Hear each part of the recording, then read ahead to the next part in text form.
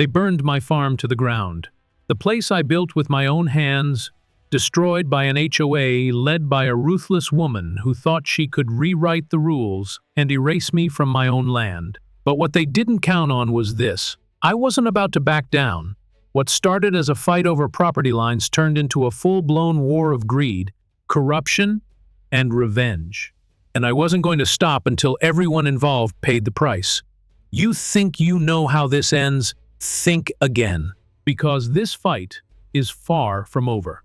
Stick around, because what happens next will leave you speechless. Drop a comment and tell me where you're watching from. I want to hear your thoughts on what justice really looks like. I've always loved this land. It's more than just a farm to me. It's my inheritance, my legacy, my whole damn world. My father bought this place when I was just a kid. Back then, it was nothing but an overgrown patch of wild grass and tangled trees.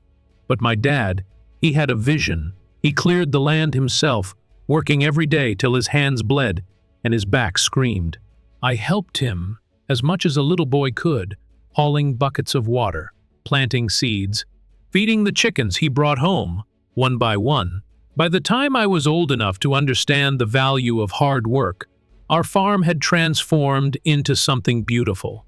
10 acres of rich, dark soil, stretching out like a gift from God himself. Rows of vegetables so green and healthy they looked painted. Apple trees heavy with fruit come harvest season. And chickens. Always the chickens. When my father passed away 15 years ago, this land became mine. It was my promise to him and to myself that I would keep the farm going, no matter what. It wasn't just about crops and chickens. It was about holding on to something real, something that no one could take from me. Or at least, that's what I thought. See, everything changed about 5 years ago when they built that damn development across the hill, Lakeside Ridge. Fancy name for a place that sprouted up like weeds after a good rain. Brand new houses, shiny SUVs in every driveway, and lawns so perfect they look like someone paints them green every morning. Rich folks who want the illusion of living out in the country, but can't stand anything that doesn't fit their sterile little dream. For a while, things were fine. I kept to myself. My farm sat just outside their borders, far enough away that their rules and regulations couldn't touch me. At least, that's what I believed. But like a bad storm, trouble always finds a way of blowing in when you least expect it. The first time I heard the name Margaret Shelton, it came in the form of a letter. Official looking, with a Lakeside Ridge HOA logo printed at the top. It was all legalese, talking about property standards, community guidelines, violations. Something about the noise from my chickens being inconsistent with neighborhood expectations. I tossed it in the trash. Figured it was just some busybody with nothing better to do. But then the letters kept coming. Every damn week, like clockwork. Each one listing new complaints. Chickens too loud, compost pile too close to the property line, garden tools left out in view. It didn't make sense. None of their rules applied to me. I wasn't part of their precious HOA. My farm had been here decades before Lakeside Ridge even existed. I should have seen the warning signs, should have taken those letters more seriously. But I was stubborn. This was my land, and I wasn't about to let some prissy HOA bully me into changing the way I lived. So I ignored them. Big mistake. One day, I was working out by the orchard, picking apples, when I heard someone yelling from the edge of my property. I wiped the sweat off my brow and walked over. That's when I met Margaret Shelton face to face for the first time. She stood there, arms crossed over her chest, dressed like she'd just stepped out of some high-end clothing catalog. White pants, crisp blouse, and shoes that looked like they'd fall apart if they touched dirt. And the expression on her face, it was like she was looking at something rotten. "Excuse me," she snapped. "Are you Ethan Walker?" "That's me," I replied, trying to keep my tone friendly. "What can I do for you?" "It's more about what you can do for all of us," she said, her voice dripping with disdain. "Your animals are a nuisance. That rooster, what's his name? Harold? He crows at all hours. It's disturbing the peace. I laughed, couldn't help it. Lady, that's what roosters do. They crow. It's called living in the country. Well, this isn't the country anymore. It's Lakeside Ridge. And we have standards. Yeah, well, I'm not part of your neighborhood. This farm's been here long before your houses ever sprouted up. Different zoning laws apply to my land. Her eyes narrowed. We'll see about that. And just like that, she stormed off, her fancy shoes clicking against the gravel. I should have known then that Margaret wasn't the kind to give up easily. But I brushed it off, convinced she'd eventually get bored and move on to harassing someone else. But she didn't. She doubled down. Suddenly, it wasn't just letters showing up in my mailbox. It was county inspectors, zoning officials, people from the health department, complaints about noise, about smells, about unsightly conditions. Some of my neighbors who used to be friendly started avoiding me, turning their heads when they drove past. Only Pauline Fisher remained the same, always coming by to buy eggs or chat about the weather. Don't take it personal, Ethan, she said one afternoon. Margaret's got half the neighborhood wrapped around her finger. She's on the HOA board now, and she's determined to turn this place into her own little kingdom. I shook my head, more frustrated than angry. She can try all she wants, but this is my land, and I'll be damned if I let some HOA tell me what to do. Pauline looked worried. Just be careful.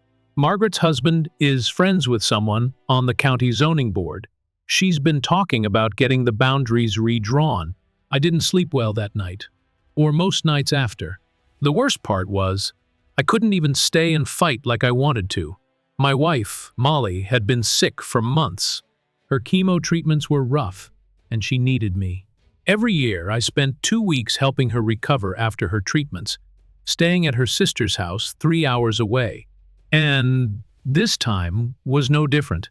As I packed my truck for the trip, I couldn't shake the feeling that something bad was coming. I made sure the cameras were on, made sure my land was secure. I asked my friend Jake to check on the place every couple of days, just in case. But deep down, I knew. Margaret wasn't the kind to back off, and I was about to find out just how far she'd go to get what she wanted. When I got back from taking care of Molly, I could tell right away that something was off. You know how you can feel it in your bones when something isn't right? Yeah, it was like that. My land looked the same. The chickens were clucking around like usual, but there was this strange tension hanging in the air. The first hint came in the form of a certified letter sitting in my mailbox. Thick envelope, fancy embossed logo for Lakeside Ridge HOA. But this wasn't just another demand to clean up my unsightly farm. No, this one was different. It was more official, more threatening. It stated, in that cold legal jargon they love so much, that my property was now considered part of Lakeside Ridge's jurisdiction. They'd supposedly expanded their boundaries through some new zoning regulation. And, according to their notice, my farm was now subject to their rules. It made no damn sense. My father had made sure years ago that this land was exempt from any of those HOA nuisances. I dug through the old records he kept, pulling out deeds and survey maps. Nothing I found indicated any change. It was all just more of Margaret's nonsense. I tried calling the zoning office, but every time I did, they gave me the runaround, transferring my calls, putting me on hold, or just straight up refusing to answer my questions. It was like I'd been blacklisted. And I wouldn't be surprised if Margaret had something to do with that. Then came the inspectors. 2 days after that letter showed up, a man from the county zoning office knocked on my door. Stern-looking fellow, clipboard in hand, acting like he had better things to do than stand on my porch. "Good morning, sir," he said in that tired, rehearsed tone. "We've received several complaints from the Lakeside Ridge Homeowners Association regarding zoning violations on your property. I'm here to conduct an inspection. Zoning violations?" I snapped, trying to keep my temper in check. My farm isn't part of Lakeside Ridge. Never has been. I've got the papers to prove it. That may be true, sir, but recent changes to the county's zoning maps indicate otherwise. I'll need to conduct a full inspection of the property. I wanted to tell him to go to hell, but I let him in. Figured it was better to cooperate and prove my point than give Margaret more ammunition. The guy walked around, poking and prodding, like he was trying to find something wrong. Made notes about my chicken coop, my compost pile, the storage shed I'd put up a few years back. By the time he left, I was seething. He gave me one of those condescending nods and promised a follow-up report. But he wouldn't answer a single question about the so-called rezoning. Just muttered something about official records and necessary adjustments. It didn't stop there. Over the next few weeks, they came at me from every angle. Health inspectors showing up unannounced, claiming they'd received complaints about foul odors from my compost pile, claims about runoff from my property, contaminating the neighborhood's pristine lawns. They even tried to say my chickens were some kind of public health hazard. It was absurd, nothing but lies. But they kept coming, relentless as a pack of wolves. Every time I tried to talk to someone in charge, they shut me down. I couldn't get a straight answer from anyone. And when I did manage to reach someone, they'd just redirect me to Margaret or the HOA's legal team. But the worst part? It wasn't just the officials and inspectors. It was my neighbors, too. People who used to wave as they drove by now just looked the other way. Old Mr. Simmons, who I used to give fresh eggs to every Sunday, started crossing the street when he saw me coming. It was like I'd turned into some kind of outcast. Margaret was poisoning the well, turning people against me. And she was good at it. She held her meetings at that fancy community center they built, probably sitting at the head of the table like a damn queen. I heard from Pauline that Margaret was showing photos of my farm at every HOA meeting, talking about how I was dragging down the property values and making the neighborhood unsafe. Unsafe? Because of a few chickens and a compost pile? It was ridiculous. But Margaret was relentless. She knew how to play the game, how to spread her poison little by little until everyone around her believed the lies. It got so bad, even the folks who used to come by for fresh produce stopped showing up. The markets where I sold my vegetables suddenly decided they didn't have room for me anymore. But Margaret wasn't done. One afternoon, I came home from running errands to find 3 men in suits standing at the edge of my property, pointing and scribbling notes.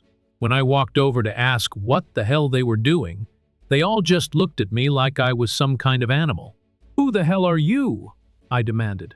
One of them, a younger guy with slicked back hair and a smirk on his face, said, "We're here on behalf of Lakeside Ridge HOA, reviewing plans for future development." Future development? On my land? "It's all part of the rezoning initiative," he said with that smug, self-important tone. "Don't worry. We're just making sure everything is up to standard. Up to standard." That was their phrase for trying to wipe me off the map, but the way they talked, they were so damn sure of themselves. Like they'd already won. Like my land was just a formality they needed to deal with before the bulldozers moved in.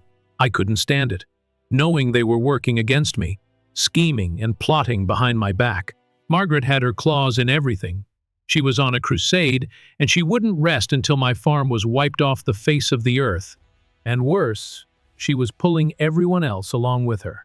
I knew then that this wasn't just some petty feud. This was war, and Margaret had just fired the first shots. I was gone for just 2 weeks. 2 lousy weeks.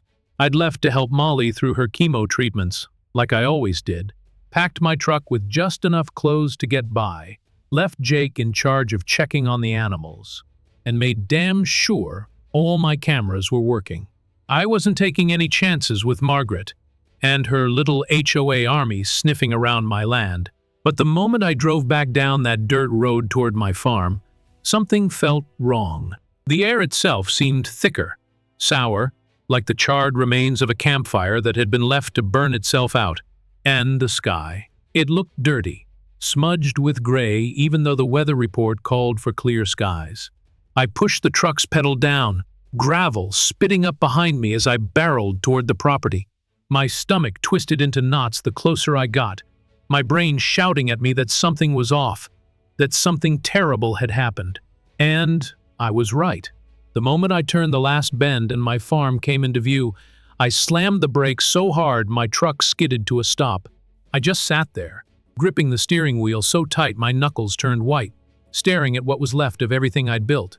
My barn, the one I'd spent years building and maintaining with my own 2 hands, gone. Burned to the ground. Nothing left but a twisted, blackened skeleton of scorched wood and smoldering ash. The vegetable gardens I'd planted and replanted, season after season gone. The rich green rows were now nothing but patches of burnt dirt and crumbled leaves. And my chickens. God, my chickens. The coop was a pile of charred wood and feathers, with nothing left to suggest it had ever been a home to anything living. It was like a war zone. Everything I'd worked so hard for turned to ash. And it wasn't just fire damage. No, it was worse than that. Someone had made sure the job was thorough. I could see signs of heavy machinery, ruts in the dirt where tractors or bulldozers had rolled over my land, crushing what little remained. This wasn't an accident. This was destruction by design. I stumbled out of the truck, my legs feeling like they were made of lead. The smoke still hung heavy in the air, burning my throat and stinging my eyes. I wandered through the ruins like a ghost, kicking up ash with every step. I kept calling out for my chickens, my voice cracking from smoke and fear. Henrietta, Ruby, Buster. Nothing. Not a single cluck or flutter of wings. Just silence. I dropped to my knees right there in the middle of the wreckage. 5 years of work, sweat, and sacrifice, all turned to cinders. The air felt thick, like breathing through cotton soaked in gasoline. The scent of smoke and melted plastic mixed with something sharper, something chemical. It made my head spin. I don't know how long I knelt there, staring blankly at the ruins of my farm, but eventually, I heard the crunch of tires on gravel. I looked up to see a shiny white SUV pulling up my driveway, its paint job so perfect, it seemed to mock the devastation surrounding me. Out stepped Margaret Shelton, wearing white pants and a crisp blue blouse, like she was heading to some goddamn garden party. Behind her was Richard Collins, holding a folder under his arm, his expression smug and condescending. "Well, well," Margaret said, her voice sickly sweet. "Looks like the farm problem has been taken care of." I couldn't believe what I was hearing. My eyes must have been red from more than just the smoke, because my vision blurred as I staggered to my feet. "What do you mean taken care of? This is my property, my life's work." My voice cracked, my words trembling with rage and disbelief. Richard stepped forward, holding out the folder like it was some kind of shield. "According to the recent rezoning, your property is now officially part of Lakeside Ridge. We sent multiple notices. Mr. Walker, you didn't respond, so the HOA was forced to take corrective measures." Corrective measures? I spat, my fists clenched so tight, my nails dug into my palms. "You call burning my farm to the ground corrective measures? I was gone taking care of my sick wife, you damn parasites." Margaret shrugged, a cold smile stretching across her lips. "Not our problem. You should have made arrangements." "I did. I set up cameras. I had a friend checking in daily. But none of that matters to you, does it? You just wanted me gone." My chest was heaving, my heart pounding so hard it hurt. Richard cleared his throat, adjusting his tie like he was standing in some courtroom instead of the smoking ruins of my life. "According to HOA Bylaw 47B, after 3 unanswered notices, we have the right to take action to remedy any situation that affects the community standards and property values." Community standards? "You people don't even have the authority to touch my land!" I shouted, the rage bubbling up so fierce I thought I might explode. "I was here first. This property isn't part of your damn HOA." Margaret's smile grew wider, her teeth flashing like knives. "Actually, it is. The county rezoned this area last month. Your little farm is now officially part of Lakeside Ridge, which means—" She paused, letting the words sink in. "You're subject to our rules now." I felt like the ground was shifting beneath me. Rezoned? Without my knowledge? No notices? No hearings? No chance to defend myself? How the hell had they pulled that off? So you just burned it all down? I asked, my voice suddenly quiet. Destroyed everything I built because it didn't fit your little suburban fantasy? We hired a contractor to remove the violations, Richard said, his voice steady like he was reciting some memorized speech. The chicken coop, the compost piles, non-approved structures. If things got out of hand, he shrugged. Perhaps the dry conditions contributed to the spread. They didn't even try to hide it. They were proud of what they'd done, and I was supposed to just accept it. You made a mistake, I whispered, the fury coiling tight in my gut. And I'm gonna make damn sure you pay for it. I caught the briefest flicker of doubt in Margaret's eyes before she turned and marched back to her SUV. Richard followed, but not before leaving that damned folder on the ground at my feet. I watched them drive away, their perfect little world untouched by the fire and ruin they'd left behind. But they'd made a mistake, a big one, and I was about to make them regret it. When they finally drove off, I just stood there, staring at the empty, blackened patch of land where my farm used to be. Rage didn't even cover it. I was beyond anger, beyond shock. It was like someone had ripped the world out from under me and left me dangling over a pit with nothing to hold on to. And all because of Margaret Shelton and her precious HOA. But rage wasn't going to rebuild my farm. It wasn't going to bring back the chickens, or the garden, or the barn. And it damn sure wasn't going to stop Margaret from thinking she'd won. No, if I was going to fight back, I needed proof. Something concrete. Something that couldn't be twisted by her lawyers or buried under a pile of HOA paperwork. I spent the next few hours picking through the ashes. My boots crunched over burnt wood and shattered glass as I searched for anything that might have survived. The air was still thick with smoke, making it hard to breathe, but I kept going, refusing to let the devastation swallow me whole. That's when I saw it. A glint of metal near the far edge of my property, half buried in soot and dirt. My heart started pounding as I made my way over and knelt down to clear away the ashes. There it was, exactly where it had always been, my property survey marker. The official one the county had installed years ago when my father bought the land. It was a little charred around the edges, but still standing strong. And more importantly, it was exactly where it should be. Untouched by whatever bullshit rezoning Margaret claimed had gone through. If that marker was still there, then the boundaries of my property hadn't changed. Not legally, anyway. I grabbed my phone and snapped photos from every angle. Then I went back to the house and dug through my father's old records, pulling out every survey map and deed I could find. I spread them all out on the kitchen table, my hands shaking as I compared each line and measurement. Sure enough, the property line was clear as day. My land had never been part of Lakeside Ridge. Not before, and not now. Whatever paperwork Margaret had was either forged or twisted beyond recognition. But proving that wouldn't be easy. Not when she had half the county officials in her pocket. I spent the next few days researching everything I could about rezoning laws, HOA regulations, property rights. My eyes burned from staring at computer screens and old documents, but I wasn't about to let some pencil-pushing control freak steal what was rightfully mine. That's when I stumbled across something interesting. A small detail buried in the county's public records, an old zoning ordinance that specified natural boundaries as the deciding factor in property disputes. And according to the maps, my farm was bordered by a creek on the eastern edge. That creek had always been considered a natural boundary, exempt from rezoning changes unless properly documented and approved. But here's the thing, there was no record of that approval. No hearings, no notices, no signatures from the landowners, nothing.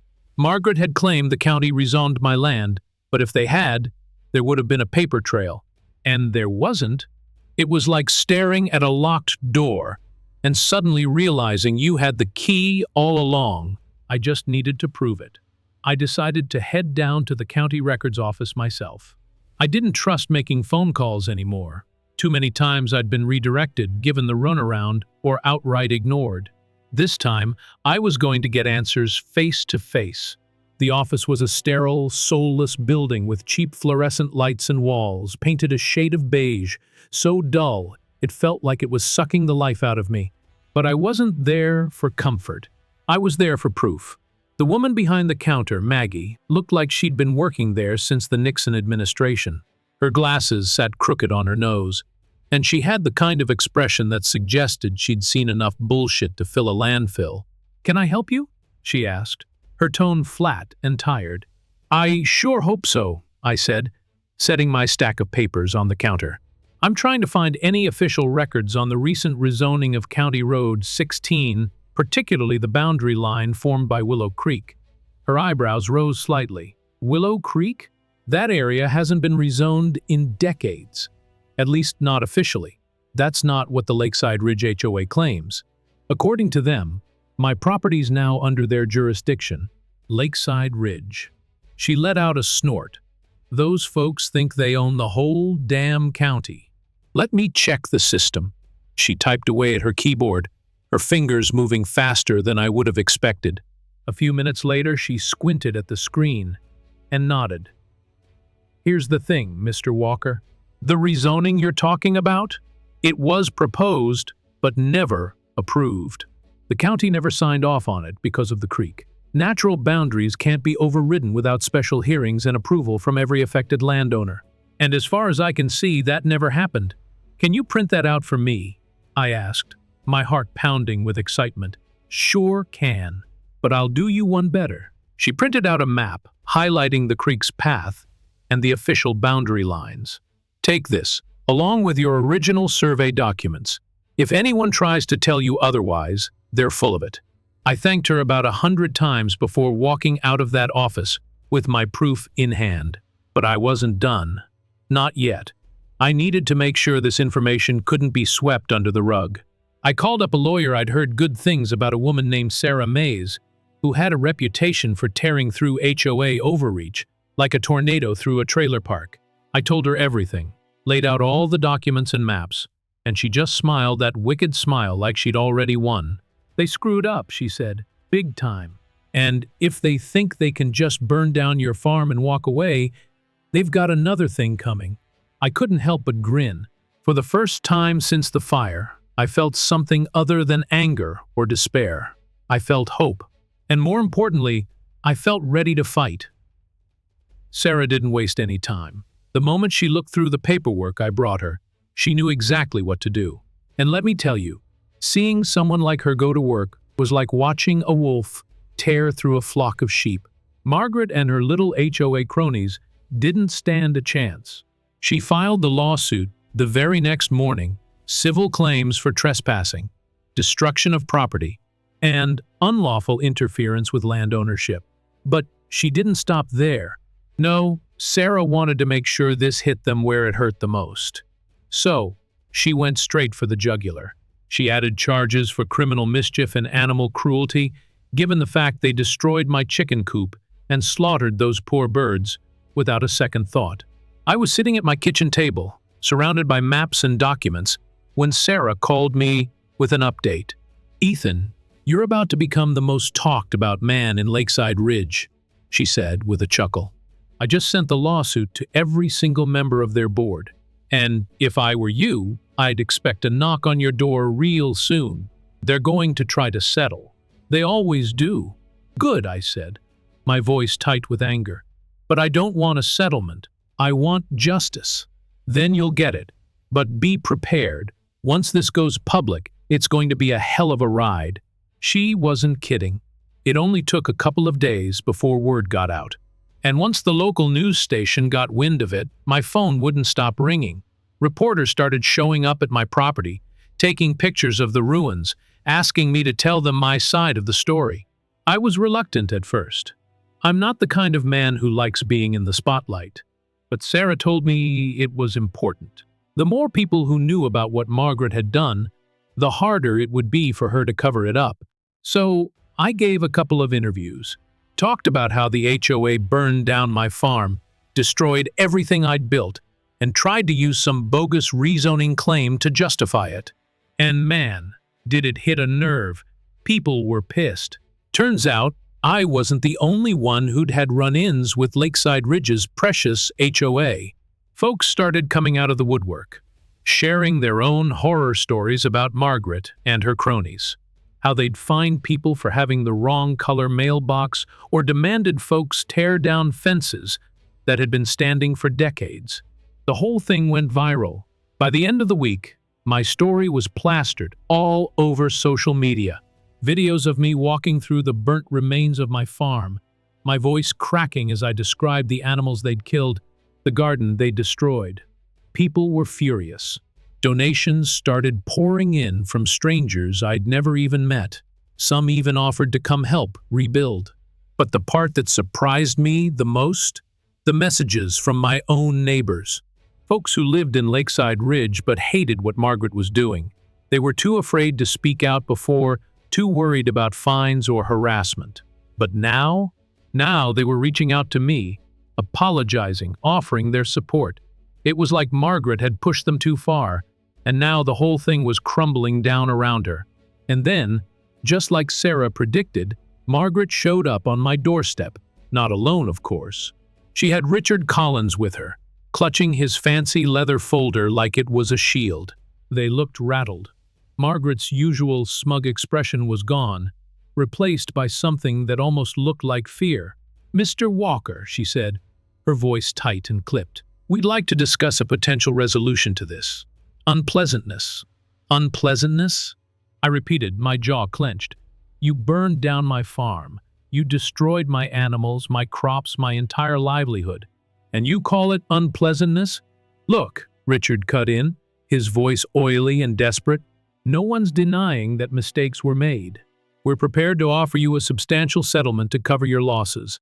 $100,000. I laughed. Actually laughed. It came out rough and bitter. But I couldn't help it. 100 grand? Are you kidding me? My farm was worth way more than that. And even if it wasn't, you think money's going to fix this?" Richard's face twitched, but Margaret kept her composure. "Mr. Walker, this doesn't have to get any messier than it already is.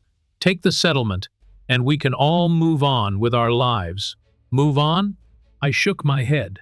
"You think I'm just going to forget what you did? You destroyed my home, my family's legacy. You killed innocent animals, all because you didn't like the way my land looked from your overpriced porch." "It was never personal," Margaret snapped, her mask slipping for just a moment. "It was about standards, about maintaining the quality of the neighborhood." "Neighborhood?" I growled. "My farm was here first. You built your precious neighborhood around me, and now you think you can just push me out because you don't like the view?" Richard stepped forward again, trying to look authoritative. "Mr. Walker, this will end up costing you far more than it's worth. You have no idea the resources we have at our disposal."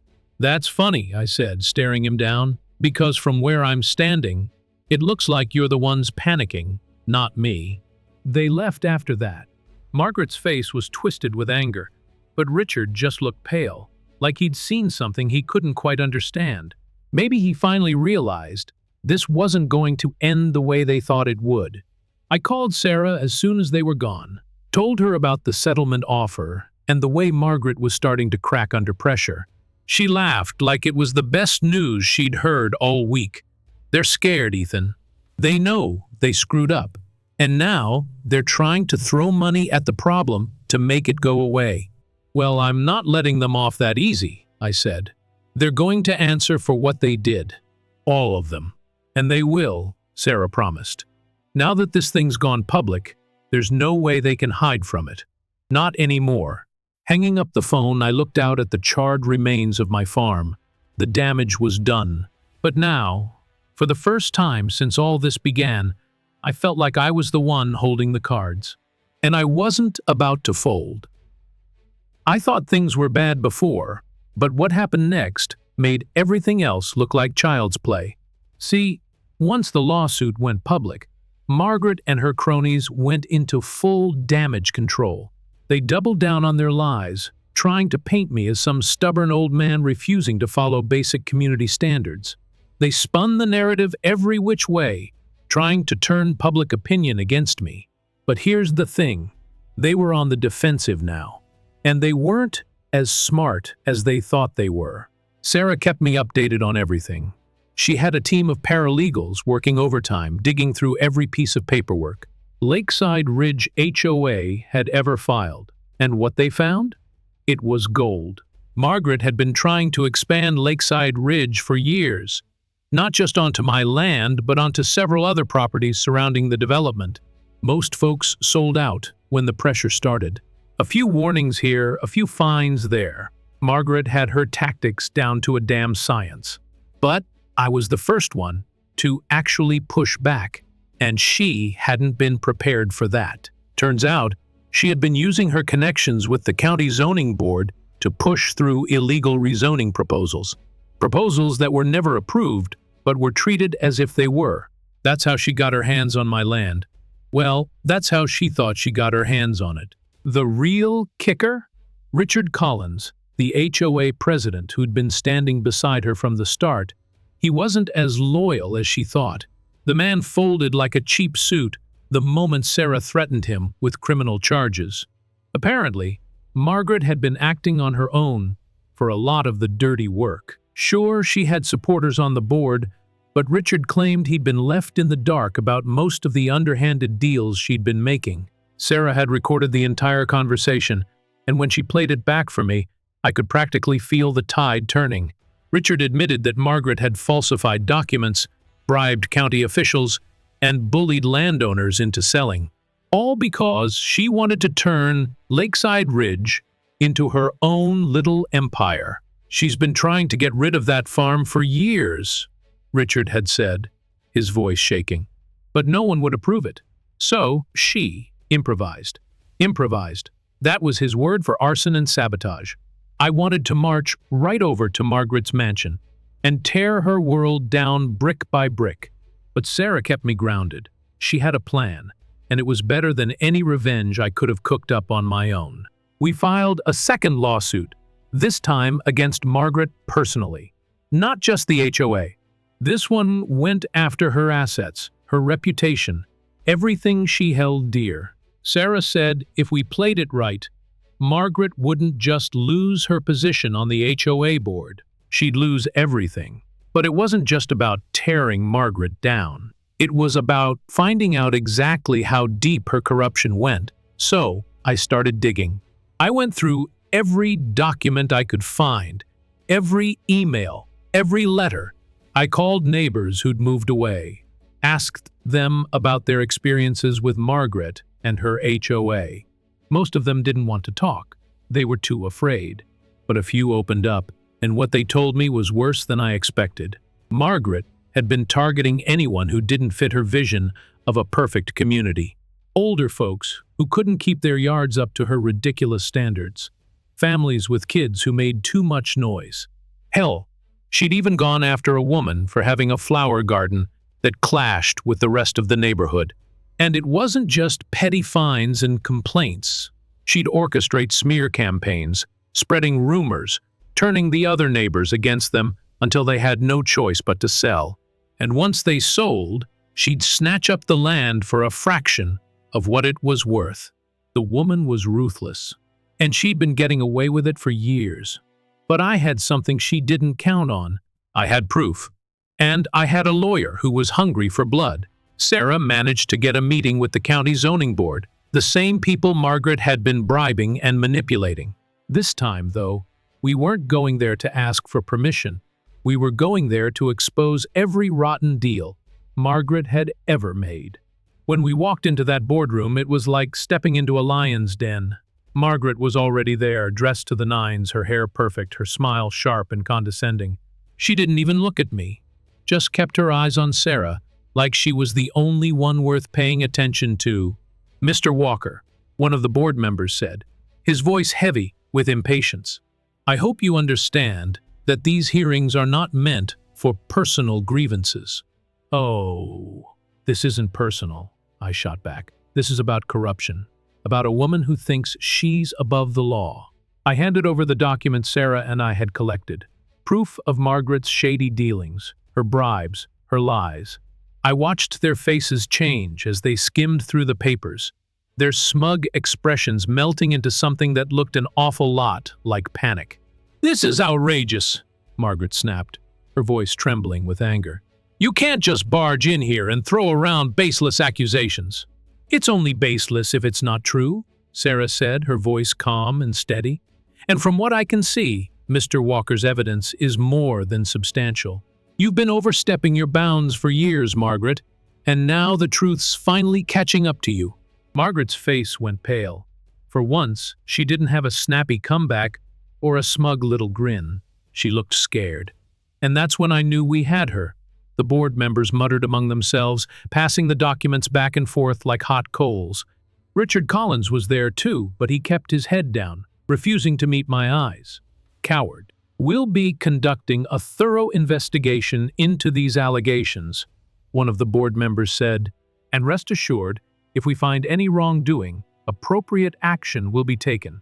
I just nodded, my jaw clenched so tight, it hurt. I wasn't about to celebrate yet. Not until I saw Margaret's empire come crashing down for good. As Sarah and I walked out of that building, she looked over at me with a grin that could have split stone. "That woman's done, Ethan. She just doesn't know it yet." For the first time in weeks, I allowed myself to smile. Because Sarah was right. Margaret's house of cards was falling, and I was more than happy to give it one last push. The day of the trial felt like stepping into a hurricane. Everything moved too fast, swirling around me in a blur of legal documents, phone calls, and constant updates from Sarah. She was relentless, working day and night to make sure we were ready. And every time I felt my nerves slipping, she'd remind me that we weren't just fighting for my farm. We were fighting for everyone Margaret had trampled on during her reign as HOA queen. When I walked into that courtroom, my heart was pounding so hard, it felt like it might crack my ribs. The place was packed. Reporters lined the back row, their cameras and notepads ready to catch every word. A few of my neighbors were there too. Not the ones who'd looked away or whispered behind my back, but the ones who'd actually cared enough to stand up and say something. Pauline was there, giving me a nod and a smile that made me feel like maybe, just maybe, I wasn't fighting this battle alone. But Margaret? She sat at the defense table, flanked by a team of high-priced lawyers, her face a perfect mask of icy calm. She wore one of those power suits that probably cost more than my monthly mortgage. Her hair was perfectly styled, her expression unreadable, but I could see it in her eyes. That flicker of fear she couldn't quite hide. Richard wasn't sitting with her. Guess he decided his loyalty only went so far. I spotted him in the back, hunched over like a man trying to make himself invisible. He didn't even look my way. Sarah started off strong. She laid out our case with the precision of a surgeon, cutting right to the heart of the matter. She presented the original deeds and survey maps, proving my land was never part of Lakeside Ridge. She showed the county records, the official documents proving the so-called rezoning Margaret claimed had been approved was never even considered, let alone signed into law. And then she brought out the big guns, the recordings, the ones where Richard admitted that Margaret had gone rogue, using her connections and money to push through her own agenda. Watching Margaret's face as those tapes played was worth every sleepless night, every moment of doubt. Her jaw clenched, her hands gripping the edge of the table so tight her knuckles went white. But it wasn't just about proving Margaret had lied. Sarah went further. She presented the security footage from my property, the footage showing the contractors tearing down my chicken coop, bulldozing my vegetable gardens, and setting fire to the barn, all under the orders of Margaret Shelton. "Your Honor," Sarah said, her voice steady and clear. "This isn't just a case of overreach by a homeowners association. This is criminal destruction of property. My client's livelihood was burned to the ground based on fraudulent claims and illegal actions orchestrated by Mrs. Shelton." Margaret's lawyers tried to object, but the judge waved them off. He was an older man with a gruff voice and a no-nonsense attitude. I'd been nervous about how he'd react to all of this, but from the way he was scowling at Margaret, I could tell he wasn't impressed. Then came the witnesses. Pauline took the stand first.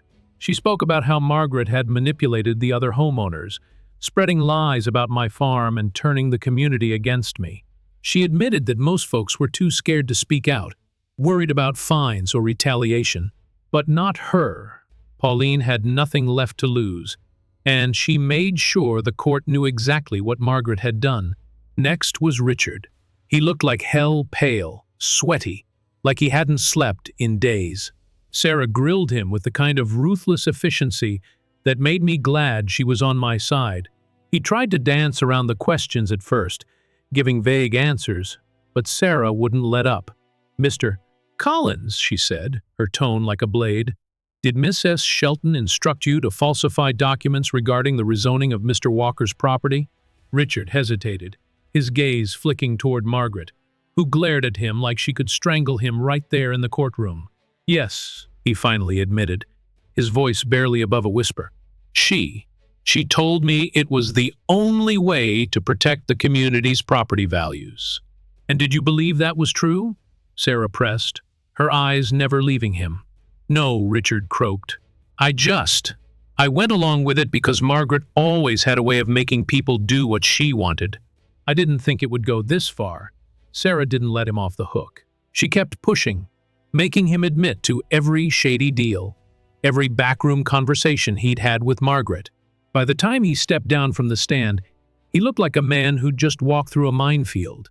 And maybe he had. Betraying Margaret wasn't something that came without consequences. When Margaret finally took the stand, I half expected her to keep up the charade, to try and bluff her way through the whole thing. But Sarah had stripped away every lie, every piece of leverage Margaret had tried to build her little empire on. "Miss S. Shelton," Sarah began, her voice cold and cutting, "would you care to explain why you ordered the destruction of my client's property without any legal authority to do so?" Margaret tried to spin it, of course. She talked about community standards, about how my farm was a nuisance, an eyesore that threatened the quality of life for everyone in Lakeside Ridge. She acted like she was doing everyone a favor by tearing down what she called a hazardous mess. But Sarah was ready for her. She pulled out document after document, shoving every lie Margaret had told right back in her face. And when she brought up the security footage of Margaret's contractors tearing through my land, Margaret's facade started to crack. "You violated Mr. Walker's property rights, Ms. S. Shelton," Sarah said, her voice steady and merciless. "You falsified legal documents, bribed officials, and destroyed a man's livelihood, all because you didn't like the way his farm looked from your backyard." Margaret tried to deny it, but her voice was shaky. The courtroom was silent, everyone watching as she finally ran out of excuses. When Sarah rested her case, I felt like I could finally breathe. Margaret's lawyers tried their best to salvage what they could, but the damage was done, and everyone in that room knew it.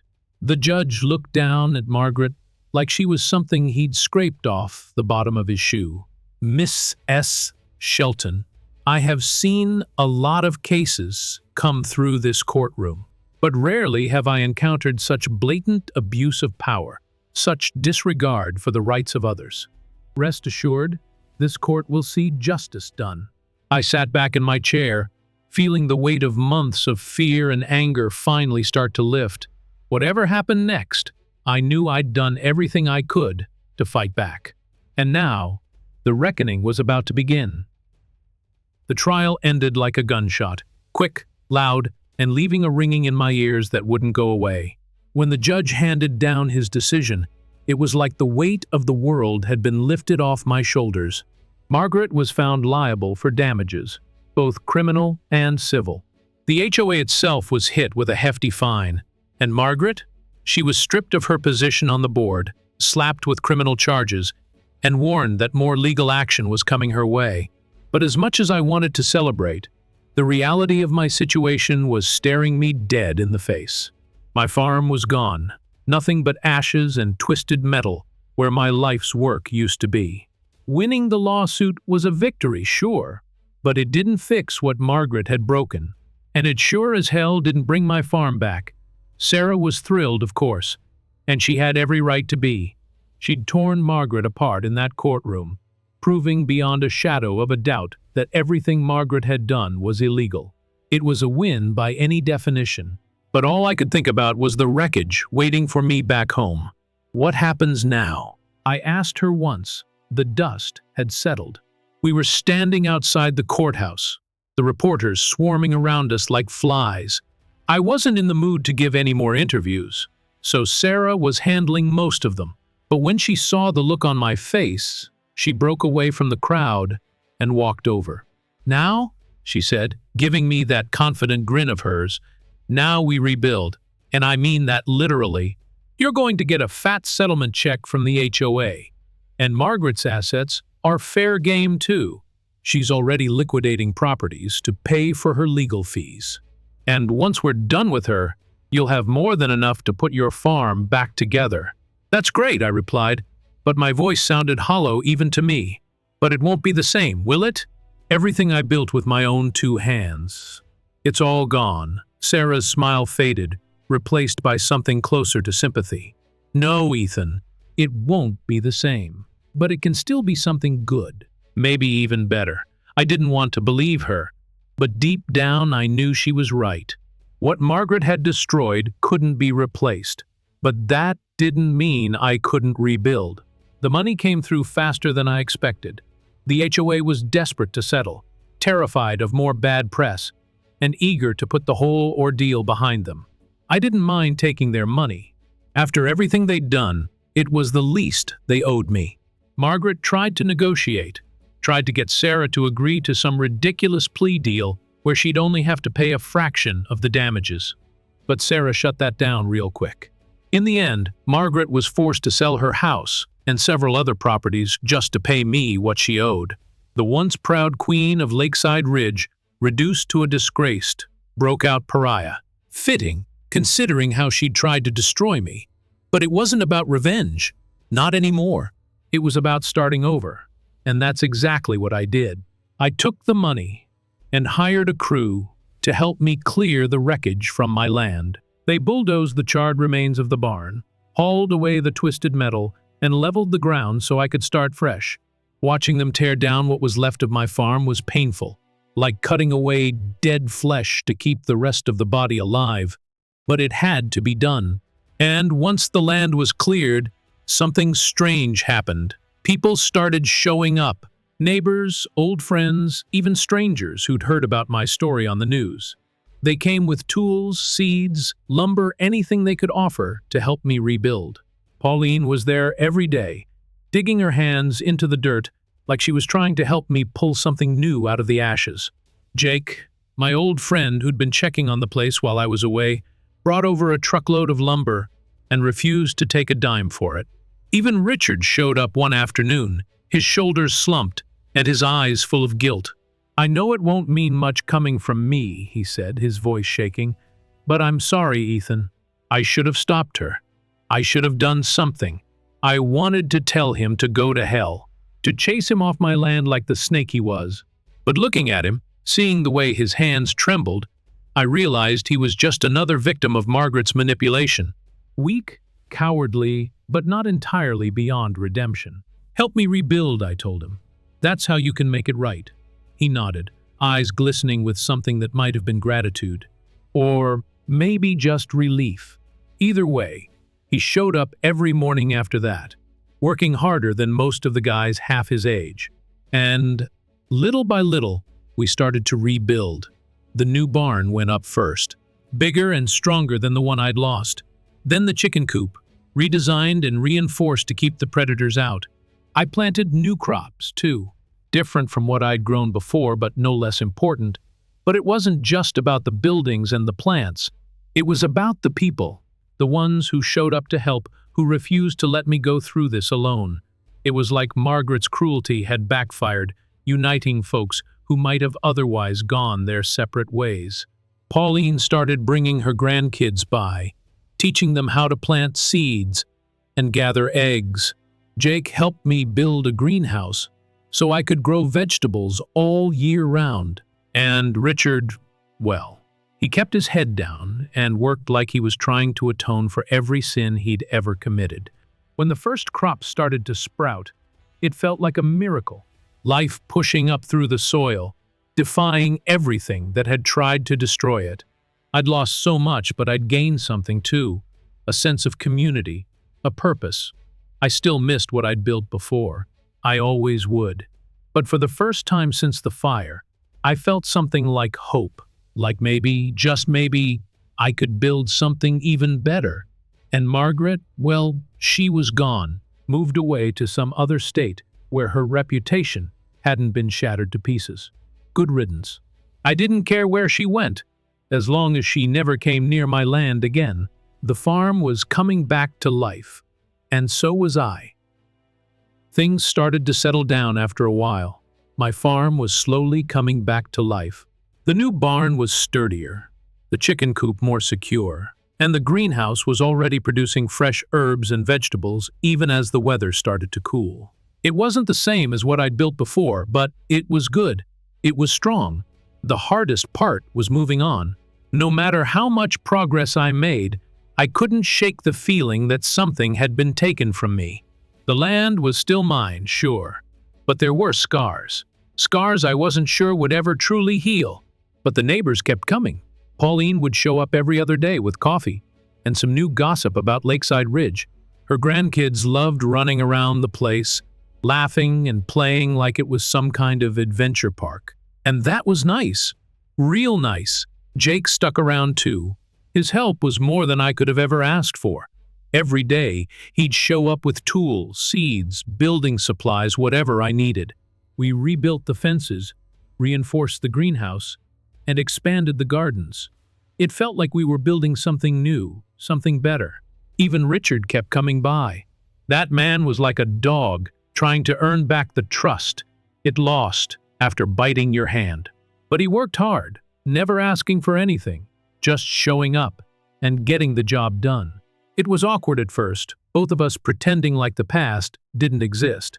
But eventually, we started talking. And then somehow we started laughing. Turns out, guilt makes a man real humble. Then one morning, Pauline showed up with something different on her mind. She had that determined look in her eye, the one she got whenever she decided something needed fixing. "You got a minute, Ethan?" she asked, leaning against the fence as I hammered a board back into place. "Sure, Pauline. What's on your mind?" I replied, wiping sweat from my forehead. "It's the HOA," she said, her voice dropping to a conspiratorial whisper, like she was about to share some state secret. "They're a mess. After Margaret got run out of town, folks started questioning everything. The way the board was run, the decisions they made, the fines they handed out. Everything." "Good," I said.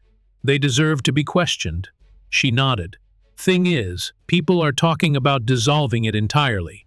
They're sick of the power trips, the nonsense rules. But there are others who just want someone decent in charge, someone who won't abuse their authority." I shrugged. "Why are you telling me this, Pauline? I'm not part of Lakeside Ridge. Never have been, never will be. That's the thing, Ethan." She looked me dead in the eye. "They want me to run for HOA president. And if I win, I want to make some real changes. Put things right. And I want your help." I dropped the hammer, staring at her like she'd just asked me to build a spaceship. "My help? Pauline, I'm the last person that HOA wants anything to do with. They spent the last year trying to burn me out of my own home." "Exactly," she said, her voice firm. "They did you wrong, Ethan. And they know it. But not everyone was on Margaret's side. A lot of them were just scared, intimidated. They went along because it was easier than fighting back. But now, they're looking for something real, something honest. And they see that in you." I shook my head. "I'm not looking to join your HOA, Pauline. I'm just trying to rebuild what I lost." "I know," she said. "And that's exactly why they want your help. To rebuild this community. To make it better. You've already got half the neighborhood rooting for you. You proved something to them. You fought back and won. and now they want you to help them do the same. It was a tempting offer, more tempting than I wanted to admit, but there was still that bitterness in me, that raw anger from everything Margaret had put me through. And I wasn't sure I was ready to let that go. "I don't know, Pauline," I said, my voice thick. "What's in it for me?" She smiled. "Peace of mind, and maybe a little justice. Think about it, Ethan. You could help make sure no one else has to go through what you did. You could keep them in check. Make sure the board actually serves the people instead of trying to control them." I thought about it, really thought about it. And maybe it was the way she said it, or maybe it was the exhaustion from fighting all the time, but something inside me started to shift. "All right," I said finally. "I'll help you. But only if you're serious about changing things. No more petty fines or harassment. No more making people's lives miserable just because they don't fit some perfect little image." "That's the whole point," Pauline said, her eyes bright with determination. "We're going to build something better, and you're going to be part of it." It was strange, agreeing to work with the same HOA that had nearly destroyed me. But Pauline was different. She wasn't about control or power. She was about community. And for the first time in a long time, I felt like maybe, just maybe, I could be part of that. Over the next few weeks, things started to change.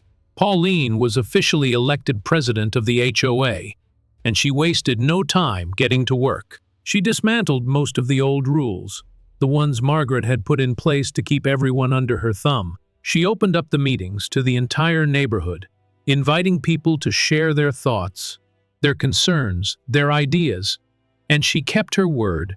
She brought me in as a kind of consultant, asking for my advice on how to make the neighborhood work for everyone, not just the ones with the fanciest houses or the biggest bank accounts. It was hard work, but it felt like progress. Real progress. But there was still something nagging at me. Something I couldn't quite shake. Because rebuilding wasn't just about putting up new fences and planting new crops. It was about healing, about letting go of the anger and finding something better to hold on to. And I was starting to realize that maybe, just maybe, helping Pauline fix what Margaret had broken was the only way I'd ever be able to do that. It took months of hard work, sweat, and stubborn determination, but my farm was finally starting to feel like home again. The new barn was solid, the chicken coop filled with clucking hens, and the greenhouse brimming with life.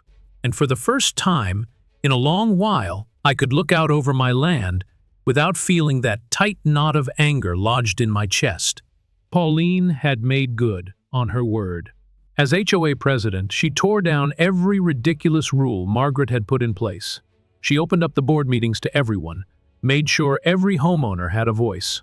It wasn't perfect. There were still plenty of folks who didn't trust her, or me for that matter, but it was progress. What surprised me most was how many people actually wanted to help.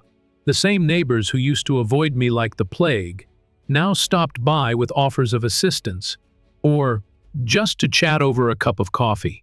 They apologized for believing Margaret's lies, for turning their backs on me when I needed them most.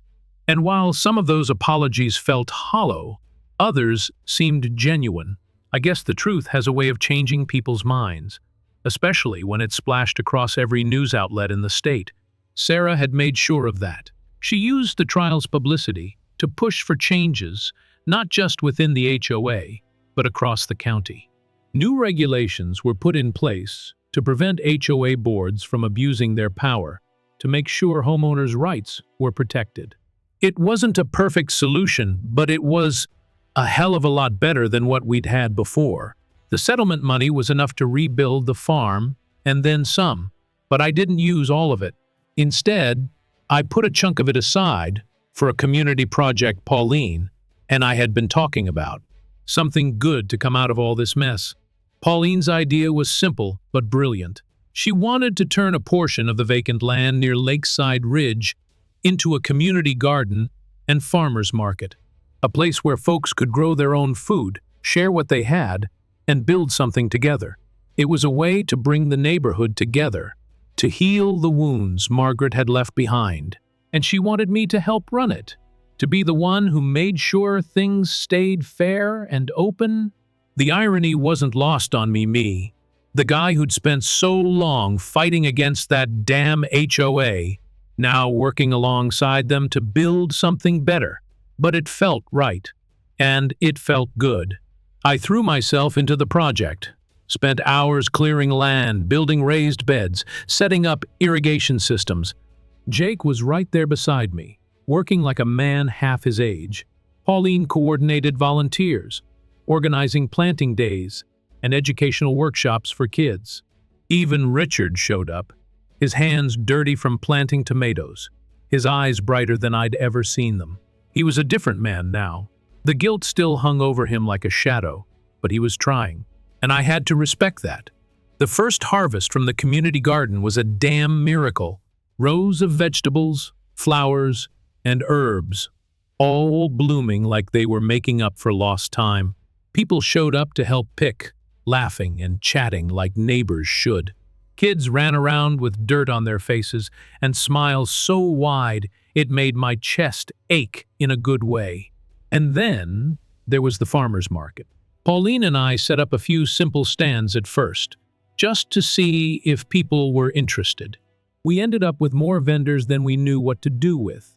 Folks from all over came to sell their produce, crafts, baked goods, and they kept coming back week after week.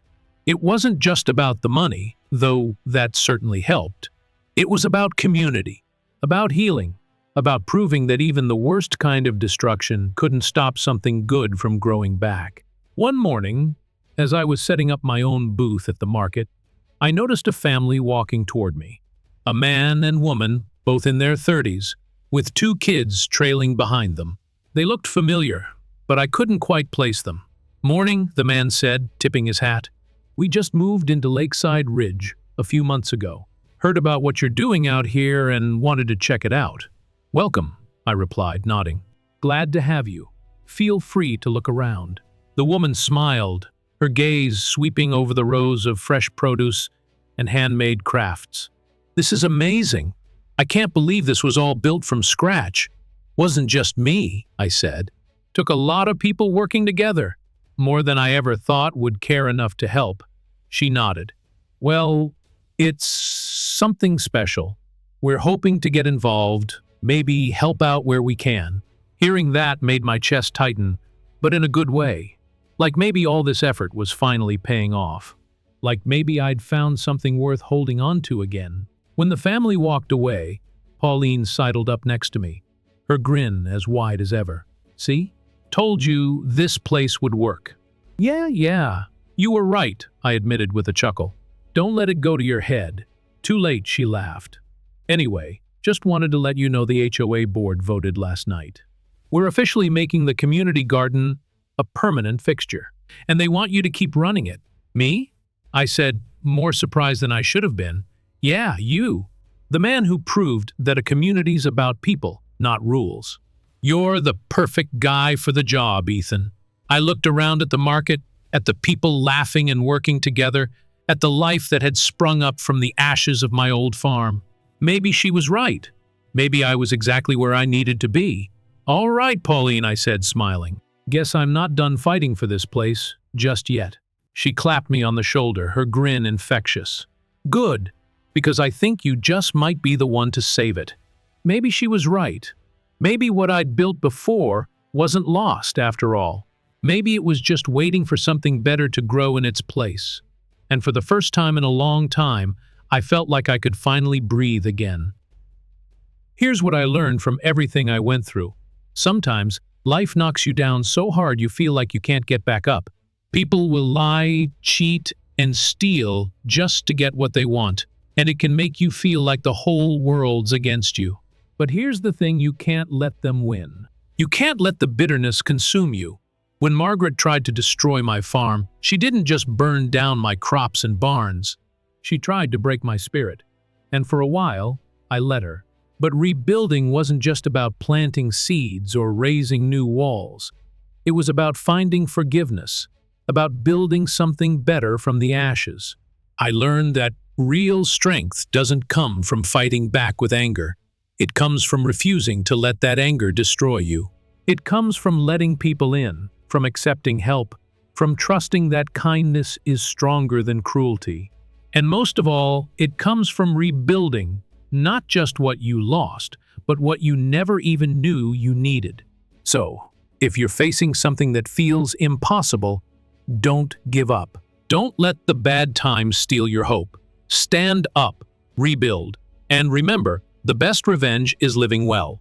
If you found this story inspiring, hit that like button, share it with someone who needs to hear it, and don't forget to subscribe for more stories about overcoming life's toughest challenges. Because no matter how bad things get, there's always a way to start again. And sometimes that new beginning can be better than anything you ever imagined.